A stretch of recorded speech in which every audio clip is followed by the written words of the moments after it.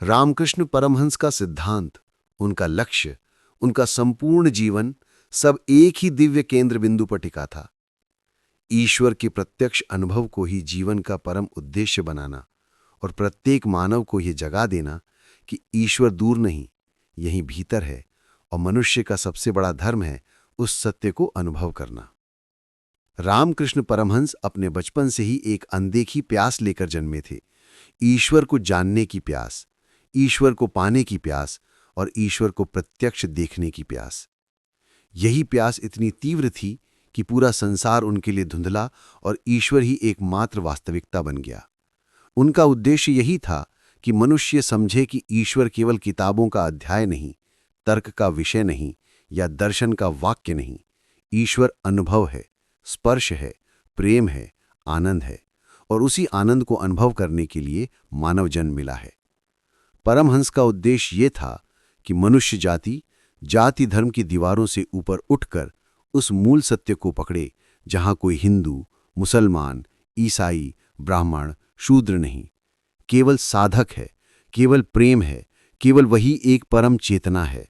वे हर पथ को सत्य तक पहुंचने वाला मार्ग कहते थे, क्योंकि उनके जीवन का उद्देश्य यही था कि धर्म के झगड़ों को मिटाकर धर्म के सार को प्रकट किया जाए। वे कहते थे कि जैसे एक ही तालाब का पानी अलग अलग जगह से लिया जाए तो कुछ लोग उसे जल कहते हैं, कुछ वाटर, कुछ पानी, पर पदार्थ एक ही रहता है। उसी तरह ईश्वर एक है, मार्ग अनेक हैं, परंतु गंतव्य एक ही है। रामकृष्ण परमहंस का उद्देश्य था कि मनुष्य बाहरी कर्मकांडों में खोने के बजाय भीतर की यात्रा प्रारंभ करे, क्योंकि भीतर का ईश्वर जाग गया तो पूरी दुनिया बदल जाती है।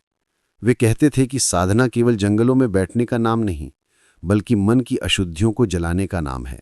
काम, क्रोध, लोभ, अहंकार, ईर्ष्या, ये सब हमारे भीतर के मंदिर को ढक देते हैं और साधना इन आवरणों को हटाने का नाम है।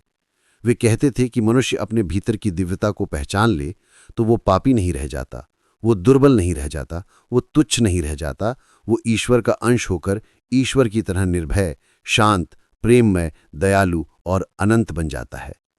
रामकृष्ण परमहंस का उद्देश्य था, ईश्वर को जानो, फिर दुनिया की सेवा करो, क्योंकि उनके अनुसार सेवा वही कर सकता है जो भीतर से भर चुका हो, जो भीतर से दैवी हो, जो भीतर से प्रेम का स्रोत बन चुका हो। वे अपने जीवन से ये दिखाना चाहते थे कि ईश्वर केवल सिद्धांत नहीं, व्यवहार है, केवल विश्वास नहीं, अनुभव है, केवल बुद्धि नहीं, हृदय है। उनका उद्देश्य ये था कि लोग ईश्वर को पाने में ये समझें कि ईश्वर किसी दूर लोक में नहीं, न आकाश में, न किसी तारे में, वो हर जीव में, हर श्वास में, हर कर्म में, हर प्रेम में जीवित है।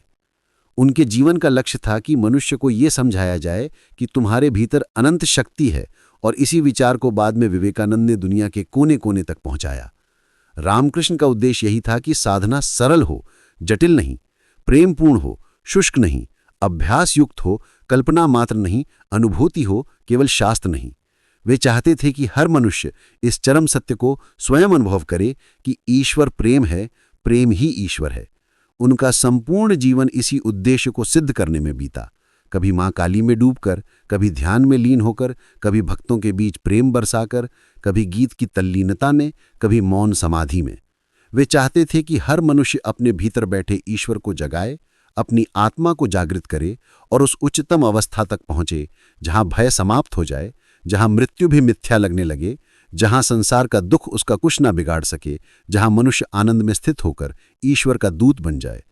रामकृष्ण परमहंस का उद्देश्य केवल स्वयं ईश्वर को पाना नहीं था, बल्कि ये दिखाना था कि हर मनुष्य ईश्वर को पा सकता है। उनका संदेश सरल था, ईश्वर का अनुभव करो, फिर वही प्रकाश दुनिया को दो। यही उनका जीवन था, यही उनका धर्म, यही उनका पथ, यही उनका लक्ष्य, यही उनका परम उद्देश्य, मानवता को उसकी दिव्यता तक पहुंचाना, उसे जगाना, उसे मुक्त करना, उसे उसके असली रूप परमात्मा स्वरूप का अनुभव कराना।